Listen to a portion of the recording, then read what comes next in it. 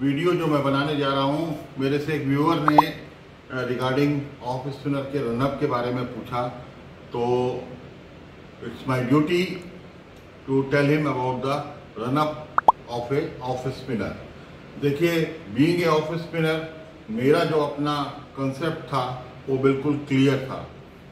Concept ये क्या clear था कि whenever I bowled in my playing days, जब भी मैं बॉलिंग करता था तो मैं थोड़ा सा कर्व लेकर के आता था, जो कि टोटली टेक्निकली गलत था। बट चूंकि वो मेरा नेचुरल था तो मैं उसी में स्टिक रहा और मैंने उसी तरह से बॉल किया। बट जो मॉडर्न डे क्रिकेट है, अगर उसमें टेक्निकली अगर आप चीज़ों को देखेंगे तो एक ऑफ स्पिनर के लिए सबसे बड़ी चीज़ क्या होती है कि वो एक फिंगर स्पिनर होता है, और जब फिंगर स्पिनर होता है तो उसको अपना रिस्क का इन्वॉल्वमेंट मिनिमाइज करके रखना पड़ता है। जितना भी वो जब भी बॉल करता है तो वो अपनी फिंगर से ज़्यादा बॉल को टर्न कराने की कोशिश करता है।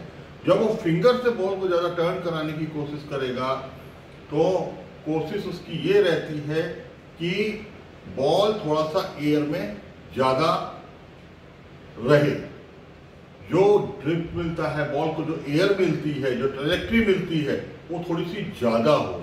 और जब बॉल को जो ट्रेजेक्ट्री में ज़्यादा लाना होता है तो हमें करना क्या है वहाँ पर, मैं यहाँ पे हल्का सा, क्योंकि ग्राउंड में नहीं हूँ या एकेडमी में नहीं हूँ, तो मैं यहीं पे एक हल्का सा आपको एक व्यू दे देता हूँ। सपोज कीजिए कि ये मेरी पॉपिंग क्रीज की लाइन है और ये मेरी जो है रिटर्न क्रीज की लाइन है, और ये रिटर्न क्रीज की जो लाइन है और ये लाइन जो है, आप इसको इससे समझ लीजिए कि ये जो पॉपिंग रिटर्न क्रीज की जो लाइन आ रही है, हमेशा ऑफ स्पिनर को रिटर्न क्रीज से अंदर से जो है स्टंप की तरफ, यानी नॉन स्ट्राइकिंग स्टंप, जहां से उसको लोड करना है अपने आप को, जहां से उसको अपने बॉलिंग के लेकर लास्ट में पूरा गैदर होना है, रिटर्न क्रीज के हमेशा अंदर से उसको आना पड़ेगा। अब आप पूछेंगे कि क्यों रिटर्न क्रीज के अंदर से क्यों आना पड़ेगा? रिटर्न क्रीज के अंदर से आने का रीजन ये है कि जितना वो रिटर्न क्रीज के अंदर से आएगा, उससे उसका जो रनअप होगा वो थोड़ा सा सीधा हो जाएगा। रनअप जब सीधा हो जाएगा तो उसका एंगुलर पाथ जो बन रहा था वो खत्म हो जाएगा, और जब सीधा आएगा तो सीधा आने में मैंने अभी थोड़ी देर पहले आपको बोला कि उसको जो है ट्रेजेक्ट्री में बॉल को ज्यादा रखना पड़ता है, यानी उसकी ट्रेजेक्ट्री थोड़ी ज्यादा होती है ऑफ स्पिनर की, हवा उसको थोड़ी ज्यादा देनी पड़ती है। हवा मतलब फ्लाइट उसको थोड़ी ज्यादा देनी पड़ती है फॉर टर्न एंड ड्रिफ्ट। अब जब वो रिटर्न क्रीज के अंदर से आएगा तो रिटर्न क्रीज के अंदर से आने से उसको फायदा ये होगा कि he can use the maximum height, या हम कहें मैक्सिमम, उसका जो रिलीजिंग पॉइंट होगा वो मैक्सिमम पे चला जाएगा, क्योंकि उसकी बॉडी बिल्कुल सीधी आ रही है। इसमें ध्यान देने वाली बात है, दो चीजें हैं। एक तो अलाइनमेंट आपका बिल्कुल प्रॉपर होना चाहिए, दूसरा आप स्टंप के क्लोज से जितना आएंगे उतना आपको ड्रिफ्ट एंड टर्न अच्छा मिलेगा।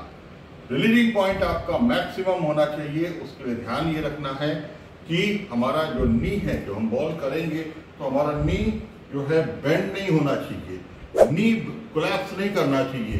नी कोलैप्स करेगा, हाइट आपकी कम हो जाएगी, ट्रेजेक्ट्री आपकी कम हो जाएगी।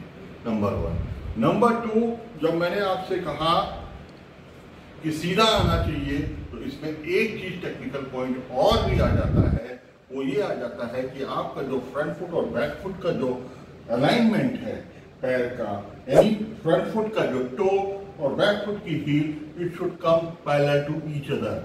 जब ये पैरेलल टू ईच अदर आ जाएगी तो आपकी बॉडी पूरी तरीके से गैदर हो जाएगी। जैसे ही आप लोड करके बॉल को डिलीवर करेंगे तो आप एक मैक्सिमम हाइट को गेन करेंगे, जिससे आपका फ्लाइट अच्छा आएगा, रोटेशन अच्छा आएगा, बॉडी अच्छे से गैदर होगी और बॉल अच्छे से टर्न होगा। Thank you very much.